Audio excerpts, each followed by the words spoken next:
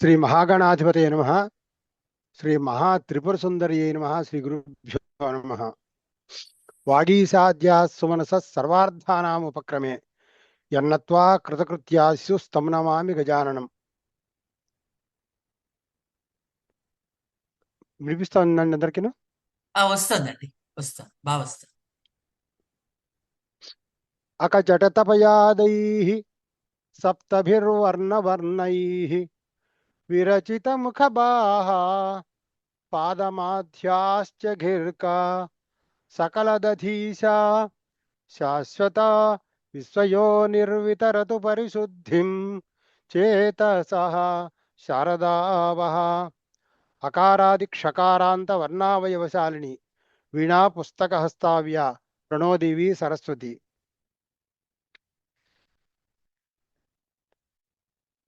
ఈరోజు శంకర జయంతి పురస్కరించుకుని సమావేశమైనటువంటి జనరంజని శ్రోతలందరికీ నమస్కారం. శంకరాచార్యుల వారి జయంతి సందర్భంగా వారిని యొక్క మనందరం కూడా ఒకసారి వారిని స్మరిద్దాం. శంకరాచార్యుల వారి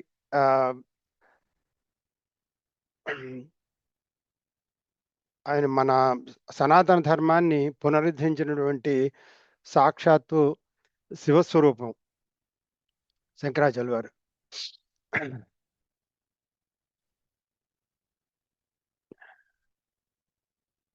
శృతి స్మృతి పురాణానాం ఆలయం కరుణాలయం నమామి భగవత్పాద శంకరం లోకశంకరం. శంకరం శంకరాచార్యం కేశవం బాదరాయణం సూత్రభాష్య కృతో వందే భగవంతో పునః పునః. అజ్ఞానాంతర్గహనపతిత ఆత్మవిద్యోపదేశైః త్రాతుం లోకాన్ భవదవసిఖా తాపతప్తయప్యమానాన్ ముక్తా మౌనం వట విటపినో మూలతో నిష్పతంతి శంభోర్మూర్తిశ్చరతి భువనే శంకరాచార్య రూప అని వర్ణిస్తారు. ఆదిశంకరులు అద్వైత మత స్థాపనాచారిగా చాలా ప్రసిద్ధి చెందారు. ఆదిశంకరుడు కాలటి గ్రామంలో జన్మించారు. ఆయన 5వ ఏటే వాళ్ళ గురువుగారి దగ్గరికి వెళ్ళి సర్వసమతాభావం కథం చక్తుం మానవానాం ప్రాప్తం అని అడుగుతాడు. అంటే గురుగారు చెప్తాడు సన్యాసాత్ అంటాడు. సన్యాసాత్ అనేప్పటికీ ఆయనకి అప్పటి నుంచి ఇంకా సన్యాసం స్వీకరించాలనేటువంటి దృఢమైన కోరికతో ఆ తల్లిగారిని అడగడం, ఆ తర్వాత మీకు ఆ కథ అంతా మీకు తెలిసిందే. అప్పుడు సన్యాసం అంటారంటే ఆతుర సన్యాసం అని ఆయన సన్యాసం దీక్ష తీసుకుని అక్కడి నుంచి గురువు కోసమని గోవింద భగవత్పాదాచార్యుల వారు చాలా ప్రసిద్ధమైనటువంటి యోగీశ్వరులు. ఆయన నర్మదా తీరంలో ఆయనని వెతుక్కుంటూ నర్మదా తీరం చేరతారు. చేరిన తర్వాత వారి దగ్గర శిష్యరికం చేసి శంకరాచార్యుల వారి ఆయన దగ్గర దీక్ష పొందిన తర్వాత ఆ ప్రస్థానత్రయ భాష్యం రచించారని చెప్తారు. శంకరాచార్యుల వారు ఆయన చెప్పేటువంటి అద్వైతాన్ని ఆయన చెప్పేటువంటి అద్వైతాన్ని ఏకశ్లోకి అని ఒక శ్లోకంలో, దశశ్లోకి అని 10 శ్లోకంలో, శతశ్లోకి అని 100 శ్లోకాల్లో, ఉపదేశ సాహస్రి అని 1000 శ్లోకాల్లో, అలాగే ప్రకరణ గ్రంథాలు అంటే వివేక చూడామణి మొదలైన ప్రకరణ గ్రంథాల్లో, అనేకమైనటువంటి స్తోత్రాల్లో, విష్ణుపది, శారదా భుజంగ స్తోత్రం, ఆయన సమస్త స్తోత్రాల్లో కూడా అద్వైతాన్ని చూపించి అద్వైత భావాలని దాంట్లో చూపించారు. అది కాకుండా చాలా తలమానికమైనటువంటిది ప్రస్థానత్రయ భాష్యం. ప్రస్థానత్రయ భాష్యం, ప్రస్థానత్రయం అంటే ప్రస్థానం అంటే ప్రమాణం అని అర్థం, ప్రయాణం అని కూడా అర్థం ఉంది. ప్రమాణం ఏమిటి? ఆ 3 ప్రమాణాలంటే ఉపనిషత్ భాష్యం, 10 ఉపనిషత్తులకి రాశారు, 12 కూడా చెప్తారు, 12 ఉపనిషత్తులకి. తర్వాత ఏమో దాన్ని శృతి ప్రస్థానం అంటారు దాన్ని. తర్వాత ఏమో బ్రహ్మసూత్రానికి భాష్యం రాశారు, దాన్ని దాన్ని న్యాయ ప్రస్థానం అంటారు. రెండోది భగవద్గీత భాష్యానికి భాష్యం రాశారు, దాన్ని స్మృతి ప్రస్థానం అంటారు. ఈ మూడింటిని కలిపి ప్రస్థానత్రయం అంటారు. ఈ వీటికే మిగతా ఆచార్యులు మనం ఇప్పుడు వీరు బ్యానర్లో శంకరాచార్య, తర్వాత రామానుజాచార్య వారి గురించి కూడా, ఆయన యొక్క జయంతి కూడా ఉందని మనం చెప్పుకున్నాం కదా. రామానుజాచార్య వారి విశిష్టాద్వైతం, ఆయన విశిష్టాద్వైత పరంగా ఈ 3 ప్రస్థానాలకి ఆయన కూడా భాష్యం రాశారు. శంకరాచార్యులు వారు రాసిన భాష్యాన్ని శారీరక మీమాంస అని చెప్తారు. దాన్ని శంకరాచార్యులు వారు రామానుజాచార్యులు రాసిన దాన్ని శ్రీభాష్యం అంటారు. ఇక మధ్వాచార్యులు ఆయనది పూర్ణ ప్రజ్ఞా భాష్యం అంటారు. శంకరాచార్య వాళ్ళు రాసిన దాన్ని వివర్తవాద సిద్ధాంతం మీద ఆధారపడింది. వీళ్ళు 3 అప్పటికే ఉన్నటువంటి పూర్వ సిద్ధాంతాల మీద ఆధారపడి వారి వారి సిద్ధాంతాన్ని ఈ గ్రంథాల్లో చూపించారనమాట. దీన్నే వివర్తవాదం అంటారు. వివర్తవాదం అంటే దీన్నే మాయావాదం అంటారు. దాన్నే ఏమని డిఫైన్ చేశారంటే, అప్రచ్యుత పూర్వస్వరూపస్య అసత్య నానాకారాభాసత్వం వివర్తం. అంటే అర్థం ఏంటంటే, అప్రచ్యుత అంటే పూర్వరూపానికి ప్రచ్యుతి లేకుండా ప్రస్తుతం కనిపించేదంతా కూడా మాయారూపంగా అసత్యంగా ఉండేది అప్రచ్యుత పూర్వస్వరూప అసత్య నానాకారాభాసత్వం. అంటే ఆ తర్వాత కనిపించే రూపాలన్నీ కూడా అసత్యమైనటువంటి తాత్కాలికమైనవి. దాన్ని వివర్తవాదం అంటారు అనమాట. దానికి విషయవాక్యంగా బ్రహ్మసూత్రాల్లో తదనంజక్తమారంభణ శబ్దాదిభ్య అని ఒక సూత్రం ఉంది బ్రహ్మసూత్రాల్లో. వాటిలో దానికి విషయవాక్యం ఛాందోగ్య స్థితిలో యత్ సౌమ్యేకేన మృత్పిండేన సర్వం మృణ్మయం విజ్ఞాతం స్యాత్ వాచారంభణం వికారో నామధేయం మృతికేత్యవ సత్యం అంటారు. దాని అర్థం చెప్తాను. అర్థం ఏంటంటే, ఈ మట్టి ఉంది, మట్టి నుంచి కుండ, బాణ, అనేకమైన అసంఖ్యాకమైనటువంటి వస్తువుల్ని తయారు చేయొచ్చు. కానీ ఆ వస్తువు ఆ మట్టి నుంచి తయారు చేసినప్పుడు దానికి నామం రూపం వస్తుంది. కుండ అన్నారనుకోండి, కుండ అంటే కుండానికి ఒక రూపం వస్తుంది, దానికి ఒక లక్షణాలు కూడా ఉంటాయి. అంటే ఇంత నీరు పడుతుందని వగేరా వగేరా. అలాగే దాని నుంచి తయారు చేసినటువంటి అసంఖ్యాకమైన వస్తువులన్నిటికీ కూడా నామం రూపం సంతరిస్తాయి. కానీ ఆ నామం రూపం శాశ్వతం కాదు. ఎందుకంటే ఆ కుండను మళ్ళీ కింద పరేస్తారంటే మళ్ళీ వెంటనే దాని పూర్వ రూపంలోకి వెళ్ళిపోతుంది. నామం రూపం రెండు కూడా అదృశ్యం అయిపోతాయి. కానీ నామ కుండ రూపంలో ఉన్న టైంలో కూడా అణువున ఆ మట్టి కంటే వేరే వస్తువు లేదు. అప్రచ్యుత పూర్వ స్వరూపస్య, ఆ పూర్వ రూపానికి చ్యుతి లేదు. కానీ ఈ ఈ సంతరించుకున్నటువంటి తాత్కాలికంగా వచ్చేటువంటి నామరూపాలకి సత్యత్వం లేదు. సత్యత్వం అంటే సత్యం ఉంది, ఎంతసేపు అంటే తాత్కాలికం అనమాట.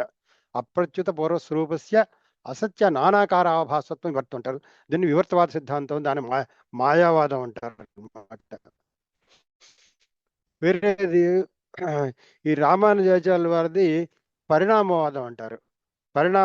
పరిణామం పూర్వరూపం చేయతని, అంటే పాలుంది, పాలుంది పెరుగు చేసిన తర్వాత పెరుగుని మళ్ళీ పాలు చేయలేరు మీరు. అంటే ఇప్పుడు అందుచేత ఆ పూర్వరూపానికి చ్యుతి అనేది అక్కడ కనిపించదు. అందుచేత ఏమంటారంటే అది కూడా ఒక విధమైనటువంటి వ్యావహారిక సత్యం అంటారు. అంటే ఒక్క పూర్ణాద్వైతం మాత్రమే పారమార్థిక సత్యం అంటారు. ఇకపోతే ఈ మధ్వాచార్యుల పూర్ణ ప్రజ్ఞా భాష అంటారు. ఆయన చెప్పినట్టు ద్వైతం, అది ఆరంభవాదం మీద ఆధారపడి ఉందన్నమాట. ఇదేమో దీన్నే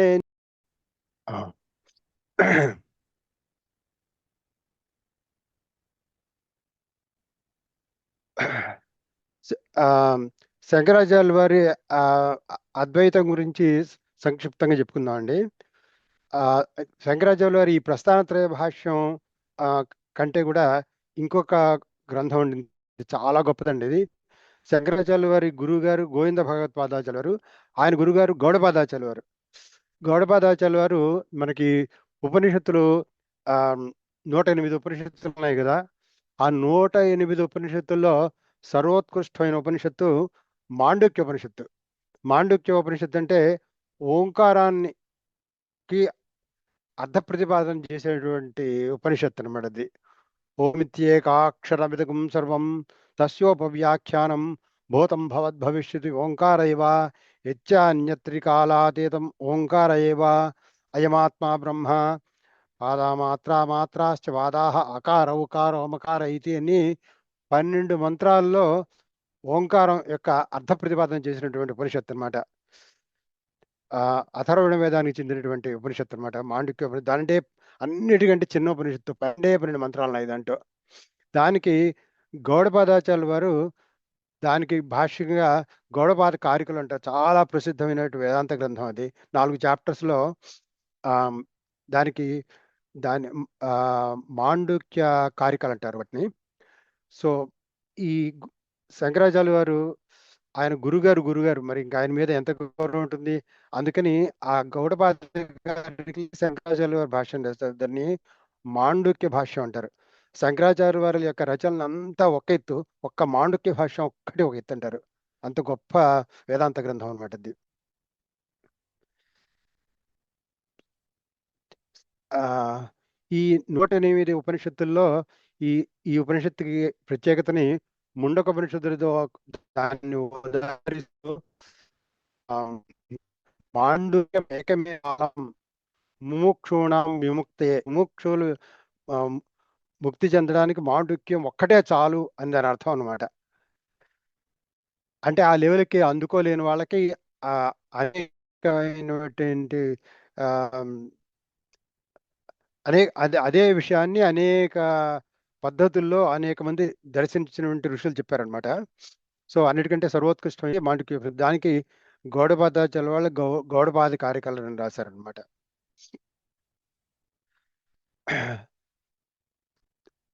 శంకర శంకరాచార్యుల వారు 4 శిష్యుల్ని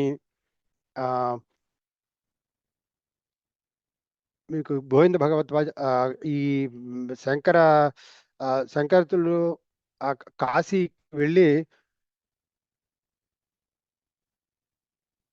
అక్కడ ఈ గోవింద భగవత్పాదాచార్యుల వారు ఆయన్ని కాశీ వెళ్ళి అక్కడ ఈ అద్వైతాన్ని ప్రచారం చేయమని చెప్తారు. సో అంచేత అక్కడి నుంచి వెళ్ళి ఇంకా ప్రస్థానత్రయ భాష్యం అప్పటికే రాసింది ఆయన ప్రచారం చేస్తుంటారు అన్నమాట. దాంట్లో ఆయన ప్రయాణంలో ఒక ఒక పిచ్చివాడు కనిపిస్తాడు. వాడిని ఆ తల్లిదండ్రులు తీసుకొచ్చి ఈయన ఏదో విధంగా మీరు ఉద్ధరించాలి అంటే, ఆ శంకరాచార్య వారు ఆయన అడుగుతాడు, ఇంతకీ నీ సంగతి ఏంటి, నువ్వు ఎక్కడి నుంచి వచ్చావు, నువ్వు ఎవరు అని అడిగితే వాడు చెప్తాడు, సమస్తేషు వస్తుష్వనుస్యూతమేకం సమస్తాని వస్తూని ఎన్న స్పృశంతి వియత్పత్తరా శుద్ధ మధ్యస్వరూపం సమిత్యోపలబ్ధి స్వరూపోహమాత్మా. దాని అర్థం ఏంటంటే సమస్తమైనటువంటి వస్తువులకి అనుస్యూతంగా, అంటే వాటి అంటే పూలలో ఉండే దారం లాగా ఏదైతే వాటి అన్నిటిని కూడా పూల నుంచి దారం ఎలా అయితే గుచ్చి ఉంచుతోందో, ఈ సమస్త వస్తువుల్ని అన్నిటిని కూడా ఆవరించి బ్రహ్మాండంతో ఆవరించేటువంటి ఆ అధ్య అధిష్టానమైన వస్తువు ఏదైతే ఉందో అదే నేను. సమిత్యోపలబ్ధి స్వరూపమాత్మ, నేనే. ఎవరు నువ్వు అంటే, నా పేరు ఇది అది ఏం చెప్పకుండా అలా చెప్తాడు. చెప్పేప్పటికి ఈ ఈ పిల్లవాడు సామాన్యుడు కాదు, నాకు ఇచ్చేయండి అని చెప్తే శంకరాచార్య వారి 4 శిష్యుల్లో అతను ఒక శిష్యుడు అనమాట.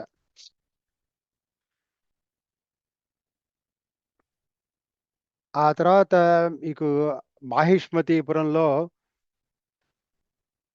శంకరాచార్య వారు ఆయన అద్వైతాన్ని ప్రచారం చేయడం కోసమని అప్పటికి ఉన్నటువంటి మతాలను అందిస్తూ ఖండిస్తూ పూర్వమీమాంస అంటారు. మీకు దాని గురించి సంక్షిప్తంగా చెప్తాను. పూర్వమీమాంస మీకు షడ్దర్శనాల్లో ఆమ్, సాంఖ్యం, సాంఖ్య దర్శనం, కణాదుని పూర్వమీమాంస, పతంజలి యోగం, తర్వాత ఏమో పూర్వమీమాంస, ఉత్తరమీమాంస. పూర్వమీమాంస అంటే పూర్వమీమాంసలో అథాతో ధర్మ జిజ్ఞాస అని మొదలవుతుంది. అంటే ఈ వేదం రెండు భాగాలుగా ఉంది.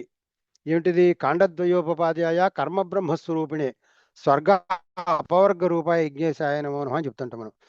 రెండు కాండలుగా ఉంది వేదం. ఏమిటి అంటే ఒకటి ఏంటంటే కర్మ, కాండద్వయోపపాధ్యాయ కర్మ బ్రహ్మస్వరూపిణే. ఒకటేమో కర్మ, మనం చేసేటువంటి ఆ కర్మ వల్ల వచ్చేటువంటి ఫలితం ఏమిటి అంటే స్వర్గ స్వర్గం అన్నమాట. అంటే ఆ కర్మ వల్ల చేసేటువంటి ఫలితంగా స్వర్గాది ఊర్ధ్వలోకాలు. అపవర్గం అంటే మోక్షం. కర్మ బ్రహ్మస్వరూపిణే. అంటే ఒకటేమో కర్మ రూపంగానేమో పూర్వకాండ చెప్తోంది, రెండోదేమో ఉత్తరకాండ అంతా కూడా బ్రహ్మ చెప్తోంది. బ్రహ్మ అంటే పరబ్రహ్మం గురించి చెప్తోంది. కర్మ బ్రహ్మస్వరూపిణి అంటే ఈ కర్మ వల్ల వచ్చేది అంటే ఊర్ధ్వలోకాలు. ఈ బ్రహ్మకాండ అంటే వేదాంతం అనమాట, ఉపనిషత్తులు అంత. దానివల్ల వచ్చేది అంటే మోక్షం అనమాట. మనకి ఈ రెండు కూడా కావాలి, కానీ మనకి రెండు కావాలన్న మాట నిజమే, కానీ ఆ సర్వాఖిలం పార్థ జ్ఞానే పరిసమాప్తితే అంటారు. అంటే సమస్తమైనటువంటి కర్మలు కూడా చివరికి జ్ఞానంలో తేల్తాయని అర్థం. అంటే ఆ వేదానామంతః పరమతాత్పర్య విషయీభూత అంటారు. అంటే వేదం యొక్క పరమార్థం, వేదం యొక్క తాత్పర్యమే వేదాంతం అని, అంటే జ్ఞానం అనమాట. నహి జ్ఞానేన సదృశం పవిత్రమేహ విద్యతే అని భగవద్గీతలో మీరు ఇంకో సందర్భంలో కూడా చెప్తాడు కృష్ణుడు. సో అంచేత ఏమవుతుందంటే ఆ జ్ఞానం మన మన ప్రధాన గమ్యం అయినప్పటికీ మనం అందరం దానికి సిద్ధంగా లేము. అందుకని దానికి కావాల్సినటువంటి చిత్తశుద్ధి కోసమని కర్మానుష్ఠానాన్ని ప్రతిపాదించింది వేదం. అందుకని అంటే వేదం రెండు కాండల్లో ఉందన్నమాట. మొదటి కాండ అంతా కర్మకాండ, రెండోది అంతా జ్ఞానకాండ అనమాట.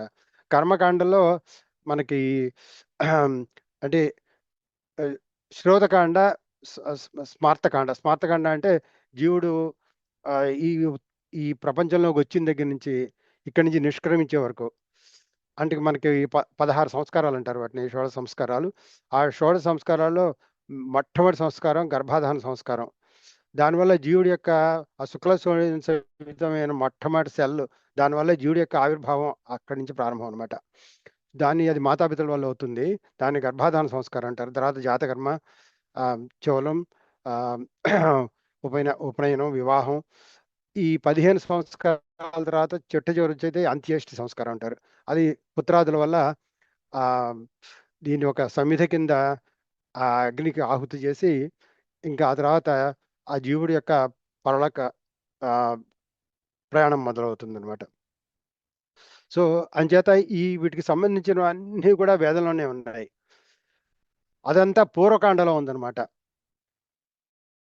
కానీ ఉత్తరకాండ అనేటువంటి జ్ఞానం. కానీ ఈ పూర్వకాండలో ఈ రెండు ముఖ్యమైన భాగాలు ఏంటంటే సంస్కారాలకి కావాల్సినటువంటిది. రెండో భాగం ఏంటంటే శ్రౌతకాండ. శ్రౌతకాండ అంటే యజ్ఞాగాదులు అనమాట. యజ్ఞాగాదుల్లో ఏకరాత్రం, దురాత్రం, పాంచరాత్రం, తర్వాత అగ్నిష్టోమం, అత్యగ్నిష్టోమం, ఉక్తి మొదలైనటువంటి మహాగ్ని చయనం, పౌండరీకం, వాజ్పేయం అనేటువంటి కృతు విశేషాలు ఉన్నాయన్నమాట. వాటి వల్ల ఈ అంటే ఇహ జన్మలోనేమో అభ్యుదయం, ఇహలోకంలో అభ్యుదయం, పరలోకంలో బుద్ధలోకాలకు వెళ్ళడం. ఈ రెండు కూడా జీవుడి యొక్క ప్రవృత్తి లక్షణం అంటారు దీన్ని. దీనికి నివృత్తి లక్షణం అంటే వీటన్నిటికీ ఇంకా మాకు స్వర్గాది ఊర్ధ్వలోకాల వల్ల సుఖాలు అక్కర్లేదు, ఏం అక్కర్లేదు అని ఆ ఆ బుద్ధిని 180 డిగ్రీలు వెనక్కి తిప్పి తననే ప్రచోదింపజేసేటువంటి శుద్ధ జీవితం మనందరి లోపలే ఉంది. ఆ బుద్ధిని అటువైపు మరల్చి ఇంద్రియాల నుంచి బుద్ధిని వెనక్కి లాగి దాన్ని ఆ లోపల ఉండే శుద్ధ చైతన్యం మీద మెడిటేట్ చేసి దానితో లయమేయడం మోక్షం. గాయత్రి మహామంత్రం యొక్క స్థూలంగా దాని అర్థం యహా నహా ధియః ప్రచోదయతి. ఏ బుద్ధి వృత్తులను అయితే ప్రేరేపించే పరమాత్మ ఉన్నాడో ఆయనకి ధ్యానము అని స్థూలంగా దాని అర్థం గాయత్రి మహామంత్రం యొక్క అర్థం అనమాట. మనందరి పరిస్థితి ఏంటంటే బుద్ధి ఎంతసేపు కూడా బాహ్య ప్రచోదనం అంటారు, బయటకి ఆత్మాభాసం మనః, మనాభాసం ఇంద్రియాణి, ఇంద్రియాభాసం జగత్ సర్వం అంటారు. ఆత్మ ప్రకాశం వల్ల బుద్ధి, బుద్ధి ప్రకాశం వల్ల ఇంద్రియాలు, ఇంద్రియాల యొక్క ప్రకాశం వల్ల ఈ జగత్తంతా ప్రకాశిస్తుంది అంటారు. అందుకని మనం ఎంతసేపు ఏంటంటే మన బుద్ధి బయటకి ప్రచోదిస్తుంది అనమాట. దాని ప్రవృత్తి అంటారనమాట. అందుకనే ఆది శంకరాచార్య వారి శాంకర భాష్యం, గీతా భాష్యం మొట్టమొదటినే నారాయణ పరోవ్యక్త అండం అవ్యక్త సంభవం అండస్యాంతర్ ఇమే లోకా సప్తద్వీపాచ మేదిని అనే శ్లోకం మొదలుపెట్టి అక్కడి నుంచి మొట్టమొదటి వెరీ ఓపెనింగ్ స్టేట్మెంట్లోనే యద్విధో హి వైదికో ధర్మ ప్రవృత్తి లక్షణం నివృత్తి లక్షణశ్చ అని చెప్పారు. అంటే వైదిక ధర్మం రెండు విధాలుగా ఉంది. ఏంటంటే ప్రవృత్తి ధర్మం, నివృత్తి ధర్మం. ప్రవృత్తి ధర్మం అంటే మనం ఈ ఇంద్రియాల ద్వారా మనం బయట చేసే కార్యక్రమాలు, వాటి వల్ల వచ్చేటువంటి ఫలితం అభ్యుదయం, నిశ్రేయస్సు అని చెప్పుకున్నాం కదా. ఆ అభ్యుదయం అంటే ఏ లోకంలో అభ్యుదయం, పరలోకంలో అభ్యుదయం అండి. ఇది నిశ్రేయసం అంటే మోక్షం అనమాట. అదేమో నివృత్తి అని చెప్పాడు. ఇందుకే వెంటనే ధర్మం అంటున్నారు కదా. అంటే ధర్మం అంటే ఏమిటి, అదొక నిర్వచనం అవసరం కదా. దానికి అందరూ కూడా అన్ని దర్శనాల వారు కూడా వారి యొక్క డెఫినేషన్స్ వాళ్ళు ఇచ్చారు, వాళ్ళు డిఫైన్ చేస్తారు వాళ్ళు. దాన్నే పూర్వమీమాంస కూడా కర్మకాండ గురించి చెప్తున్నానని చెప్పాను కదా. దాంట్లో రెండో సూత్రంలోనే ధర్మ జిజ్ఞాస, రెండో సూత్రంలోనే చోదనా లక్షణార్థో ధర్మ అని రెండో సూత్రం. అంటే చోదనా లక్షణం అంటే ధర్మం అని ఏమి వెళ్ళక్కలేదయ్యా, వేదం ఏం చెప్పిందే అది తూచా తప్పకుండా ఫాలో, అదే ధర్మం. వేద చోదిత కర్మానుష్ఠానమే ధర్మం అని చెప్పాడు అనమాట. ఇక వైశేషిక దర్శనంలో కణాద మహర్షి వైశేషిక దర్శనం అంటారు దాన్ని. ఆయన ఇంకొంచెం చెప్పాడంటే ఇది కేవలం కర్మకాండ గురించి చెప్తోంది కాబట్టి ఈయన కేవలం కర్మకాండ గురించి చెప్తోంది కాబట్టి ఈ ఇహలోకంలోనూ పరలోకం ఉండే అభ్యుదయాన్ని గురించి మాత్రమే చెప్పింది. ఆయన ఇహానికి పరానికి మించినటువంటి అపవర్గం అంటే మోక్షం, దాన్ని కూడా ఇంక్లూడ్ చేసి అభ్యుదయ నిశ్రేయసిద్ధిస్త ధర్మ అని చెప్పారు. అంటే ఏది చేస్తే, ఏ కర్మ వలన ఇహలోకంలో పరలోకంలోనూ అభ్యుదయం, నిశ్రేయసం అంటే మోక్షం వస్తుందో అది ధర్మం అని ఇంకా విశేషంగా వర్ణించాడు అనమాట ఆయన. సో ఈ ధర్మం మనం అందుకు శ్రౌత శ్రమార్థ ధర్మ శ్రౌత కర్మలు స్మార్త కర్మలు రెండు కూడా అభ్యుదయాన్ని ఇస్తాయి. నిశ్రేయసం అంటే మోక్షం అనమాట. ఈ ఈ కర్మకాండలో చేసేటువంటి వీటి వల్ల వచ్చేటువంటి చిత్తశుద్ధి వల్ల మనని జ్ఞానానికి కావాల్సిన అర్హత వస్తుంది అనమాట. అంటే చిత్తశుద్ధి వస్తుంది. కర్మానుష్ఠానం ఎంతవరకే అంటే చిత్తశుద్ధి వచ్చేంతవరకే. చిత్తశుద్ధి వచ్చిన తర్వాత ఇంకా కర్మానుష్ఠానం అంతా వదిలేయచ్చు. అందుకనే మీకు సన్యాసులందరూ కూడా మీకు ఇంకా ఈ కర్మానుష్ఠానం అవన్నీ కూడా మానేసి ఏమంటారంటే అందుకని విరజాహోమం చేస్తారు. విరజాహోమం అంటే ఇంకా ఈ వీటికి సంబంధించిన అందుకని వేదంలో మహానాక్షత్తి అంటారు. వేదం మీకు మన యజుర్వేదం యాక్చువల్గా 44 పన్నాలు సంహిత అంటారు. సంహితా భాగం మూల మంత్రాలు ఉంటాయి దాంట్లో. సంహితా భాగం 44 పన్నాలు, తర్వాత 28 పరాయితం లేక బ్రాహ్మణం అంటారు. ఆ తర్వాత ఉండే 10 పన్నాలని ఆరణ్యకం అంటారు. ఆరణ్యకంలో మొట్టమొదటి పన్నం సూర్య నమస్కార ప్రశ్న లేక అరుణం అంటారు దాన్నే. అరుణం సూర్య నమస్కార ప్రశ్న. రెండోది చిత్తిపన్నం, మంత్రపన్నం, పెద్ద బ్రాహ్మణం, స్వాధ్యాయ బ్రాహ్మణం. పెద్ద బ్రాహ్మణం తర్వాత పన్నం. పితృవేద పన్నం అంటే జీవుడు ఇక్కడి నుంచి నిష్క్రమించిన తర్వాత అక్కడి నుంచి చేసే ఉత్తర క్రియలు అంటే శవదాహం దగ్గర నుంచి వాటికి సంబంధం కూడా పితృవేద పన్నం 6వ పన్నంలో ఉన్నాయన్నమాట. అది పితృవేద పన్నం అంటారు. 7, 8, 9 ఇది చాలా ప్రసిద్ధమైనటువంటి తైత్రీయ ఉపనిషత్తు. దానికి ఆది శంకరాచార్య వారు భాష్యం రాశారు. తైత్రీయ ఉపనిషత్తు. ఆ తర్వాత లాస్ట్ వచ్చేది 10వ పన్నాన్ని మహానారాయణ ఉపనిషత్తు అంటారు. అది చాలా గొప్ప పెద్ద ఉపనిషత్తు అది. ఆ మహానారాయణ ఉపనిషత్తులే మనం ఈరోజు చెప్పుకున్నటువంటి ప్రసిద్ధమైనటువంటి శివమంత్రాలు సద్యోజాతం వై నమో నమ భవే భవేనాతి భవే భవ స్వాం భవోద్భవాయ నమ వామదేవాయ నమో జ్యేష్ఠాయ నమ శ్రేష్ఠాయ నమో రుద్రాయ నమ కాళాయ నమ కల వికరణాయ నమో బల వికరణాయ నమో బలాయ నమో బలప్రమదనాయ నమో సర్వభూతమనాయ నమో మనోన్మనాయ నమ ఇత్యాది పంచబ్రహ్మ మంత్రాలు. అలాగే నిధనపతయే నమ నిధనపదాంతికాయ నమ ఊర్ధ్వాయ నమ మనం చెప్పుకుంటాం కదా మహన్యాసంలో. అవన్నీ కూడా నామాలు కాదండి, అవన్నీ మహానారాయణ ఉపనిషత్తుల్లో శివుడి అవన్నీ అలా అనేకమైన ప్రసిద్ధమైన మంత్రాలు ఉన్నాయి. దాంట్లోనే విరజాహోమం అంటారు. ఇందాక చెప్పే కదా సన్యాసం తీసుకున్నప్పుడు ఇంకా ఇహలోకంలో మనకు ఉన్నటువంటి అప్పుడుండే కర్మ అంతా కూడా త్యాగం చేస్తూ విరజాహోమం చేస్తారు. విరజాహోమం తీసుకున్న తర్వాత సన్యాస దీక్ష తీసుకుంటారు.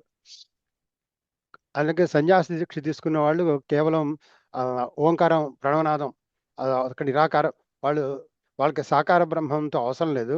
నిరాకార బ్రహ్మాన్ని ప్రణవం జపం చేస్తారు. అయినప్పటికీ కూడా మన శంకరాచార్యుల వారు మఠాలు ఎక్కడికి వెళ్ళినా సరే వాళ్ళు అటు శివుడికి చంద్రమౌళీశ్వర ఆరాధన, చంద్రమౌళీశ్వర అభిషేకం, తర్వాత అమ్మవారికి ఏమో కుంకుమార్చన చేస్తుంటారు. 12వ శంకరాచార్య అయినటువంటి శృంగేరి శంకరాచార్య 12 ఆయన్నే విద్యారణ్య స్వామి అంటారు, మహానుభావుడైన. ఆయన్ని వెళ్ళి అడిగారట, మీరు సన్యాసులు కదా, మీకు మరి ఈ పూజలు ఏమిటి, ఇవన్నీ కూడా సామాన్య చేసి మీరు ఎందుకు చేస్తారంటే ఆయన సమాధానం చెప్పాట, మీరు చెప్పిన అథవా కృతకృత్యపి లోకానుగ్రహ కామ్యయ శాస్త్రేయేణైవ మార్గేణ వర్తేహం కామమోక్షతే అని చెప్పాడు. అంటే మీరు చెప్పింది నిజమే, మాకు నిజంగా లేదు. అథవా కృతకృత్య కామ్యయ, మేము ఈ సంసారం లంపటాల నుంచి వెనక్కి వచ్చి సన్యాస దీక్షని నిరాకార బ్రహ్మాన్ని ఉపాసిస్తున్న మాట నిజమే, అందుకని మాకు ఏం లేదు. అయినప్పటికీ ఇప్పుడు హిమాలయాల్లో కూర్చొని తపస్సు చేసుకునే వాళ్ళకైతే అవసరం లేదు. కానీ వీళ్ళు ముక్కు మూసుకుని ఉంటే వాళ్ళు ఏ విధమైన మార్గనిర్దేశం చేస్తున్నారు జనాలకి. కానీ వాళ్ళకి మఠాధిపత్యం మన హిందూ మతానికి మార్గనిర్దేశనం చేయవలసిన బాధ్యత ఒకటి ఉంది. సో అందుచేత ఏంటంటే వాళ్ళందరికీ కోసం లోకాకామ్య శాస్త్రేయ మార్గేణ వర్తేహం కామమోక్షతే అని సమానం చెప్పాట ఆయన. అంచేత ఈ వీళ్ళందరూ ఈ శంకరాచార్య మఠాల్లో ఉన్న మన హిందూ మతానికి మార్గదర్శకులుగా ఆ మూర్తి పూజలన్నీ కూడా ఏంటో మన కోసం అనమాట, లేకపోతే అయితే మనకి నిజంగా అయితే అవసరం లేదు వాళ్ళకి. ఇంకొక ముఖ్యమైన విషయం చెప్తానండి ఈ సందర్భంలో. ఇప్పుడు ఈ కర్మకాండని ఈ జ్ఞానకాండని సమన్వయం చేసేటువంటి అద్భుతమైన శ్లోకం శ్రీమద్ భాగవతం ఏకాదశి స్కందంలో ఉందండి. చాలా అద్భుతమైన శ్లోకం, ఈ రెండింటిని కూడా సమన్వయం చేసేది.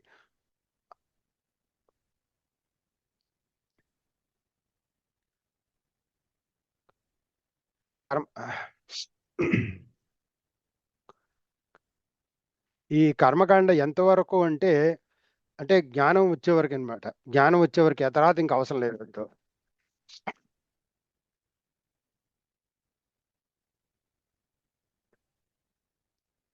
పరోక్షవాదా వేదోయం బాలానాం అనుశాసనం కర్మ మోక్షాయ కర్మాణి విధత్తే హ్యగతం యథ. సంస్కృత భాష ఎంత గొప్పదో అండి. చిన్న అనుష్ఠుప్ ఛంద శ్లోకంలో ఎంత అద్భుతంగా చెప్పాడు అది. పరోక్షవాదావేదోయం బాలానాం అనుశాసనం అంటే పరోక్షంగా ఉండే విషయాల్ని చెప్పడానికి వేదం బాలునికి శిక్షణ వలె ఉంటుంది. అంటే ఏదో ఫర్ ఎగ్జాంపుల్ ఇంతవరకు ఎవరు న్యూయార్క్ చూడలేదంటే ఉంటుంది, ఇలా ఉంటుంది, దాని లక్షణాలు ఇవన్నీ కూడా అంటే పక్షిగా వర్ణిస్తున్నారు.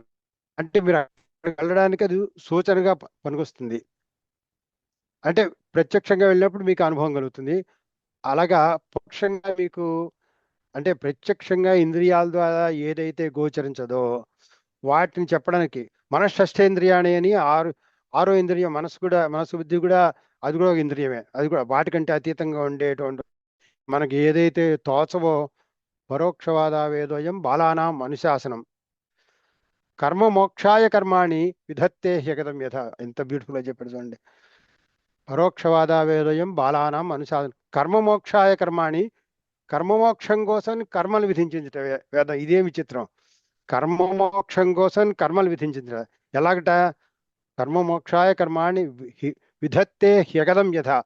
అంటే మందు మొదలెట్టాం అనుకోండి, ఆ మందు ఆపేయడం కోసమే మందు మొదలెడతా. అర్థం ఏంటంటే ఏదో జబ్బు, ఏదో ఒక రుగ్మత వస్తుంది, అది తగ్గే వరకు వాడతాం అంతే తప్ప జీవితాంతం మందు వాడం కదా. ఆ మందు ఎంతవరకు మందు ఆపేయడం కోసమే మందు మొదలెడతాంట. విదత్తే హ్యగదం యథ. హ్యగదం అంటే మందు. మందు ఆపేయడం కోసం మందు మొదలెట్టినట్టే ఈ కర్మానుష్ఠానం అంతే. అంటే కర్మ మానేసి కర్మ సన్యాసం కోసమే చేస్తా ఉంటాయి. అంటే అర్థం ఏంటి అంటే చిత్తశుద్ధి వచ్చేంత వరకు అనమాట. చిత్తశుద్ధ ఏ కర్మ నతో వస్తుపలబ్ధ వివేక చూడమనిలో. సో ఈ కర్మానుష్ఠానం అంత వరకు జ్ఞానంకి ఆ ఆ జ్ఞానం అంటే జ్ఞానానికి కావాల్సినటువంటి ఆ, షట్క సంపత్తి అన్ని వచ్చిన తర్వాత ఇంకా ఈ కర్మ అంతా మానేయచ్చు. సో అందుకనంటే వేదాంత శాస్త్రం అంతా కూడా ఈ జ్ఞానాన్ని బోధిస్తుంది. ఆ ఆ కర్మకాండలో ఎంతైతే విశేషమైనటువంటి ఆ, యజ్ఞాగాదుల గురించి మన కర్మకాండలో ఏం చేయాలనుకుంటే ఎంత అయితే వాంగ్మయం ఉందో వేదాంతంలో కూడా అంత వాంగ్మయం ఉంది. ఆ వేదాంత వాంగ్మయం గురించి చెప్పుకున్నారంటే ముందు మనం స్మరించవలసింది శంకరాచార్య వారి గురించే.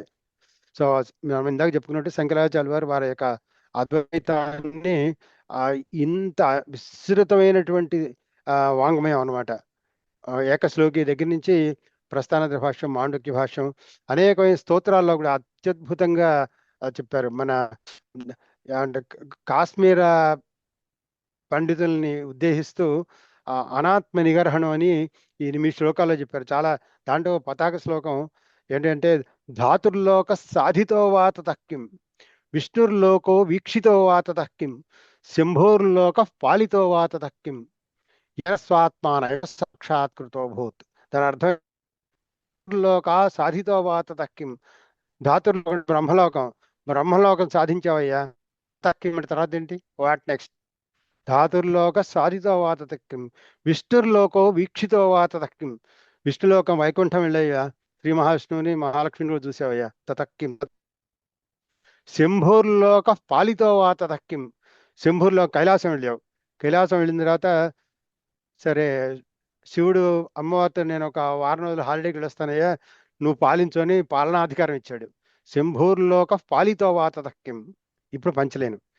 అదే మకుటం అన్నమాట. ఏన స్వాత్మానైవ సాక్షాత్కృతో భూత్. ఆత్మ సాక్షాత్కారం కలిగినంత వరకు ఇవన్నీ కూడా నీకంటే విలక్షణంగా ఉండేవన్నీ దృశ్యమాత్రం. ఆ దృశ్యం నీకంటే విలక్షణంగా ఉన్నదంతా కూడా అది ద్వైతం అనమాట. అది తాత్కాలికం, ద్వైతం అది. అంచేత ఆత్మ సాక్షాత్కారం కలగనంత వరకు ఇవన్నీ కూడా తాత్కాలికం అని, ఆ దృశ్యమాత్రం అన్నమాట. అంటే దృక్కు దృశ్యం ఆ, ఆ, ఈ ఈ ఈ దృక్కు దృశ్యం మిళితం అయిపోయి ఏకరూపంలో ఉన్నప్పుడు అది అద్వైత స్థితి అన్నమాట. ఆ అద్వైత స్థితికి వెళ్ళిన తర్వాత జీవుడు జగత్తు ఈశ్వరుడిని ఆ త్రిపుటి కూడా ఉండదు. జీవ జగదీశ్వరుల భేదం కూడా ఉండదు. ఈ జీవ జగదీశ్వరుల భేదం అంటే అజ్ఞానం ఉన్నంత వరకే.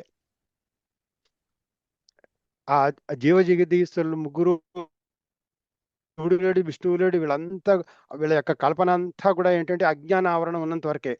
ఆ అజ్ఞాన ఆవరణం అంతా పోయిన తర్వాత అసలు ఆభావం కూడా ఉండదు అప్పుడు. ఆ నా నిరోధో నచోత్పత్తి నా బద్ధో నా సాధక బ్రహ్మయేవం అనాద్యంతం అధివత్ ప్రతిజంహతే గౌడపాద కారిక. అప్పుడు గురువు లేడు, శిష్యుడు లేడు, జగత్తు లేదు, ఈశ్వరుడు కూడా లేడు. ఈశ్వర భావన కూడా తర్వాత అంటే ఈశ్వరుడు అనే మాట ఒకసారి చేసుకుందాం. పరబ్రహ్మ యొక్క మాయాశక్తితో కలిగినటువంటి ఆ ఆ ఆ రూపాన్నే మనం ఈశ్వరుడు అంటున్నాం. శివుడు అనుకోవచ్చు, ఎవరైనా అనుకోవచ్చు దాన్ని.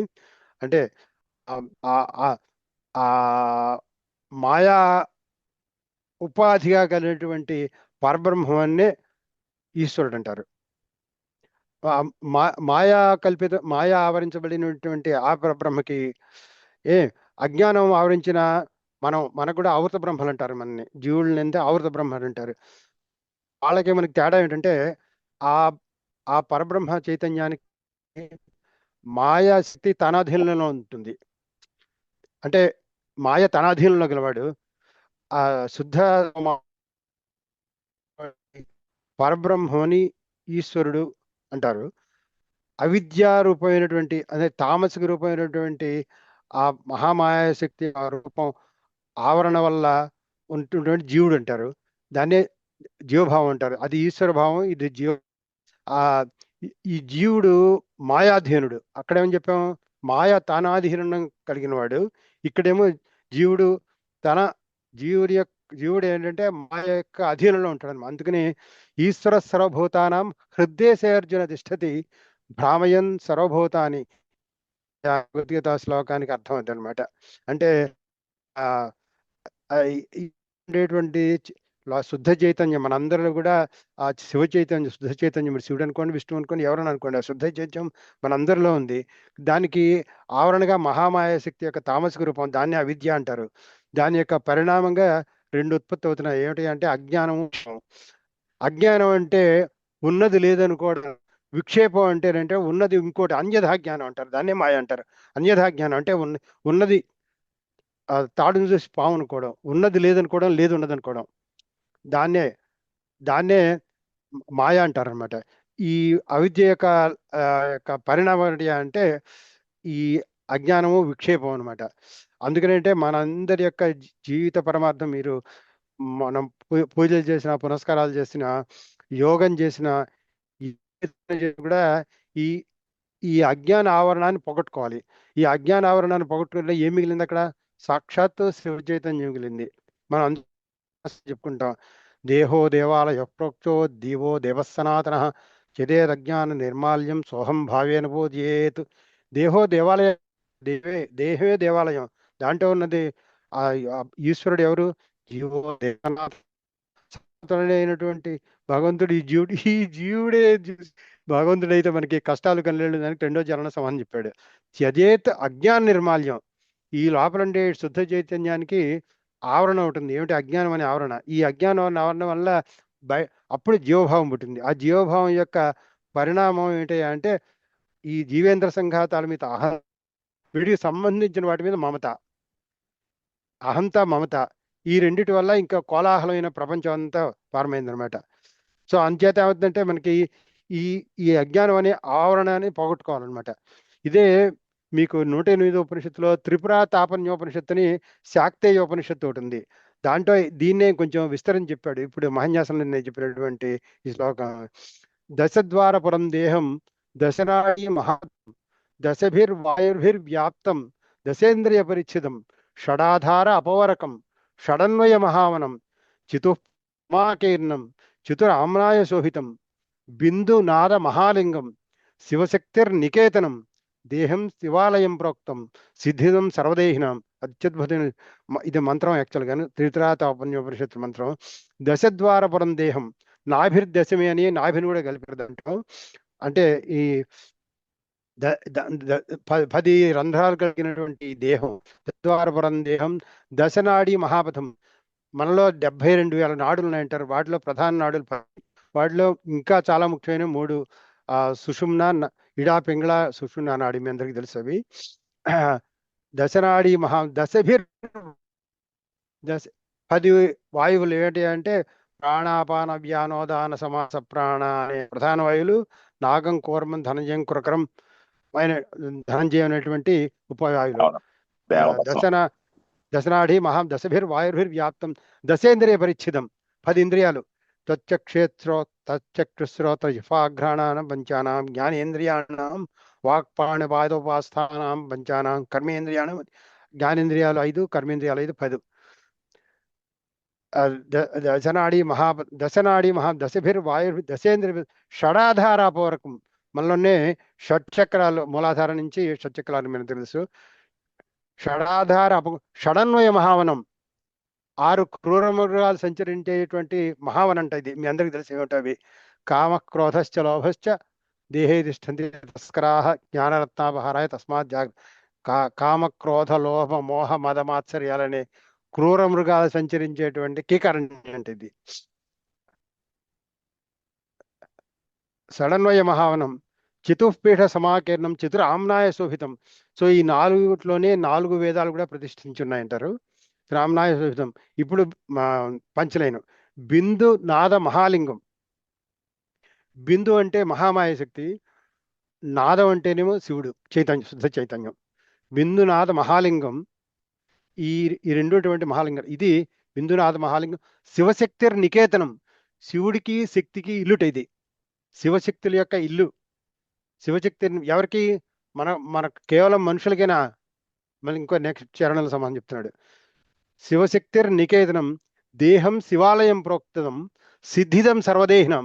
సమస్తమైన జీవరాశుల్లో ఇవన్నీ ఉన్నాయి. సమస్తమైన జీవరాశుల్లో అందుకనే శివశక్తుల యొక్క విలాసమే ఈ ప్రపంచం అని చెప్తారు, ఈ బ్రహ్మాండం అంతా కూడా. అందుకనే అంటే మనం ఆరాధించేటువంటి శివలింగం ఆ ప్రతీకాలకల్లా సర్వోత్కృష్టమైనటువంటి ప్రతీకం అనమాట. అంటే మన మూర్తిగా అనేక రూపాల్లో మనం చూస్తాం, వాటిలో అన్నిటికంటే సర్వశ్రేష్టమైంది శివలింగం. ఎందుకంటే దాంట్లో నిరాకారమైనటువంటి పరమాచల వారు అరూపరూపి అన్నారు లింగాన్ని. అంటే పైన ఉండేటువంటి లింగం మీరు కింద రుబ్రో లాంటి తీసేస్తే అది బ్రహ్మాండాకారంలో ఉంటుంది. యాక్చువల్గా మీరు చూస్తే దానికి ఆద్యంతాలు ఉండవు ఏమండి, కానీ ఆధారంగా కింద రుబ్రోల్లో ఉంటుంది, యోని ఆకారంగా ఉంటుంది. అదేమో మహామాయ శక్తి. అంటే మీ ఇందాక ఏం చెప్పుకున్నాం మనం? మహామాయ శక్తి ఉపాధిగా కలిగినటువంటి వాడిని చెప్పుకున్నాం కాక పరబ్రహ్మం అంటే శుద్ధ ఈశ్వరుడు అనేవాడు ఉపాధితో ఈ మహామాయ శక్తి యొక్క ఉపాధిగా కలిగినటువంటి వాడు. అందుకే శివలింగం అనేది శివశక్త్యాత్మకం అనమాట. శివుడు శక్తి ఆ రెండింటి యొక్క సమైక్య చిహ్నం. ఒక్క శివుడు శివశక్తుల యొక్క సమైక్య చిహ్నం అనమాట శివలింగం. అదేమో వేద ప్రతిపాదితమైనటువంటి చిహ్నం. అలాగే మీరు ఈ శాక్తేయం నుంచి వచ్చింది శ్రీచక్రం. నిజంగా శ్రీచక్రానికి శివలింగానికి ఏమాత్రం తేడా లేదు, అదే శాక్తేయం నుంచి వచ్చింది అనమాట. అదే చతుర్భి శివశక్తిశ్చ శక్తి చక్రైశ్చ పంచభి శివశక్త్యాత్మకం జ్ఞేయం శ్రీచక్రం శివయోరూపో అని చెప్పింది. అంటే అక్కడ ఏంటంటే శివకోణాలు శక్తి కోణాలు పరస్పరం ఒకదానికొకటి పెనట్రేట్ చేసుకుంటే దాని యొక్క వర్ణన మనకు శివశక్త్యాత్మకం జ్ఞేయం శ్రీచక్రం శివయోరూపు. శివయో అని చెప్పాడు. అంటే అక్కడ శివశక్తులు అని ద్వివచనం వాడాడు అక్కడ. అంటే అర్థం ఏంటి? ఆ శివశక్తులు రెండిటికి కూడా ఇల్లు అనమాట అది. శివశక్తి శివ శివ అందుకంటే అదేమో శాక్తేయం నుంచి వచ్చింది అనమాట. అంటే ఒకే ఒక్క కాయిన్కి మనం ఒకవైపు ముందు శివుని చూసి వెనకాల శక్తి అంతర్లీనంగా ఉన్నదేమో ఒకవైపు, రెండో వైపు చూస్తేనేమో శక్తి పైన ఉంటుంది, అంతర్లీనంగా శివుడు ఉంటాడు అన్నమాట. అదేమో శ్రీచక్రం. కానీ ఆ ఉపాసనా పరంగా భేదమే తప్ప వస్తుత సూచించేటువంటి ఆ తత్వానికి మాత్రం ఏమీ తేడా లేదు. ఇది శాక్తి అనేది వచ్చింది. శ్రీవలింగం అనేదేమో వేద ప్రతిపాదితమైన చిహ్నం అనమాట. అందుకని వేదం ద్వారా ఉంచే మంత్రాల ద్వారా వాటి ద్వారా కూడా ఎక్కువగా లింగ పూజ చేస్తారు. ఈ శివశక్తి అంటే తాంత్రికంగా వస్తుంది అనమాట. తాంత్రికం అయినప్పటికీ కూడా శంకరాచార్యులు దాన్ని ఏమంటారంటే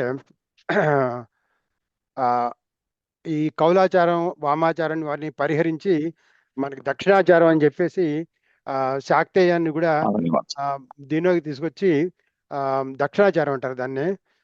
దానికి ప్రక్రియ. అందుకని మనకి ఈ శంకర పీఠాల్లో వాటన్నిటిలో కూడా మనకి దక్షిణాచారంగా శ్రీచక్ర పూజలు అవి చేస్తారనమాట. అందుకని శివ పూజ చేయడానికి ఈ తీర్థానికి ఏమీ తేడా లేదు. అంటే వాళ్ళ యొక్క సాంప్రదాయాల ప్రకారం వాళ్ళు అవి చేస్తుంటారు. సో శంకరాచార్య వారు ఏంటంటే అన్ని మనకు షణ్మత స్థాపనాచార్య అని ఒకసారి చెప్పుకుని మనం పూర్తి చేద్దాం దీని గురించి. శంకరాచార్య వారు షణ్మత అప్పటిదాకా ఉండేటువంటి 72 దుష్టమతాలు అన్నిటినీ కూడా ఖండించి ఆ, ముఖ్యమైన వేదం ఆమోదించినటువంటి 6 ముఖ్యమైన ఐకాన్స్ అన్నమాట. వాటిని ఆ, షణ్మత స్థాపనాచార్య అంటే ఎందుకని దాంట్లో ఆ, శైవం శాక్తేయం వైష్ణవం కాంస్యం సౌరం, ఈ ఆరు ఈ ఆరిటిని ఆ, ఈ ఆరిటికి స్తోత్రాలు రాసి వాటి యొక్క పూజా విధానాలు అన్నిటిని కూడా విస్తృతంగా ప్రతిపాదించి ప్రచారం చేశారు. కానీ పంచాయతీలలో మాత్రం ఆ, మనం యాక్చువల్గా సుబ్రహ్మణ్య స్వామి స్థానంలో ఆ, మనకు 5 కనిపిస్తున్నాయి. కానీ ఇక్కడ కనిపించిన ఒక తమిళనాడు ప్రీస్టు దాంట్లో ఒక సుబ్రహ్మణ్య స్వామికి చిహ్నంగా శక్తి వేలు అంటారు కదా, అది కూడా పెట్టుకోమని చెప్పాడు నాకు. సో ఎనీవే, సో ఆ క్షమించాలి శాస్త్రి శంకరాచార్య గారు, వారు ఏంటంటే క్షమించాలండి. అంచేత ఇది మనం మన ఆ, జూమ్ టైము అయిపోయింది. ఇంకొక నిమిషంలో అందుకని ముగుస్తుంది. శంకరాచార్య అదే వారు జూమ్ ఆ, సడన్ గా క్లోజ్ అవుతుంది. అందుకని ఇంకా శంకరాచార్య వారి ఆఖరిది ఒక్క శ్లోకం ఒకటి చెప్తానండి, చాలా ప్రసిద్ధమైనటువంటి ఆ సురేశ్వరాచార్యుల వారు ఆయన ఆ, ఆ, ఆ, ఆయన సన్యసించే ముందు ఆ కథ అంతా మీకు తెలుసు కదా. సో ఆ శంకరాచార్యుల వారిని ప్రస్తుతిస్తూ ఒక శ్లోకం చెప్తారు, అది చెప్పేసి మనం పూర్తి చేసేద్దాం. అలాగే, అంటే జూమ్ మధ్యలో ఆగిపోతేమో అని కొంచెం. అదే అదే.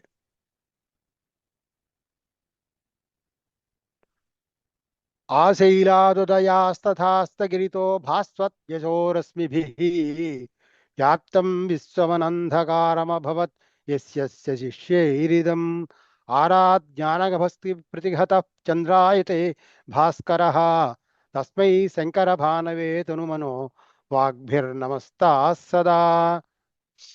ఇక్కడితో మనం ముగిద్దామండి. స్వస్తి ప్రజాభ్య పరిపాలయంతాం న్యాయేన మార్గేణ మహిం మహిషాః గోబ్రాహ్మణేభ్య శుభమస్తు నిత్యం. లోకాः సమస్తాः సుఖినో భవంతు. కాలే వర్షతు పర్జన్యः పృథివీ సస్యశాలిని. దేశోऽयं క్షోభరతः బ్రాహ్మణాः సन्तు నిర్భయాः. అపుత్రాः పుత్రిణः సन्तు పుత్రిణः సन्तు పౌత్రిణः. అధనాः సధనాः సन्तు జీవంతు శరదాం శతం. స్వస్తి. ధన్యవాదాలండి, నిజంగా శతకోటి ధన్యవాదాలు. మీరు చెప్పిన ఎన్నో కోట్ల విలువైన విషయాలు మేము ఆకలింపు చేసుకోవడంలో ఇంకా మాకు చాలా అజ్ఞానం ఉంది, కానీ ఇవన్నీ కూడా ఎంతో అద్భుతంగా మీరు వివరించారు. మీకు పాదాభివందనాలు మా అందరి తరఫునాను. జనరంజని, వేదగాయత్రి, సంగీత భారతి ఇప్పుడు అందరం ఇది కూడా మీకు అంటే ఈ కృతజ్ఞతలు. ఈ కార్యక్రమానికి నేను ఆర్గనైజ్ గా శంకరాచార్య వారి జీవిత చరిత్ర అంత ఆర్గనైజ్డ్ గా ప్రిపేర్ అయ్యి రాలేదండి. చాలా ఆల్మోస్ట్ అన్ని కూడా ఎక్స్టెంపోర్ గా, అవునండి.